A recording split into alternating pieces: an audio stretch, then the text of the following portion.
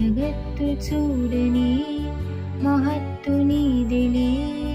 నీ నవ్వు తాకి తరించి తపస్సిలా నిశీదలన్నీ తొలచి తుషారానివా. విసుక్కుని వేలాడే చందమామయి నువ్వుంటే నా పనేంటని. ఈ నీలకి దిగేను కోటి తారలే నీ కంఠ వెన్నెలేంటి.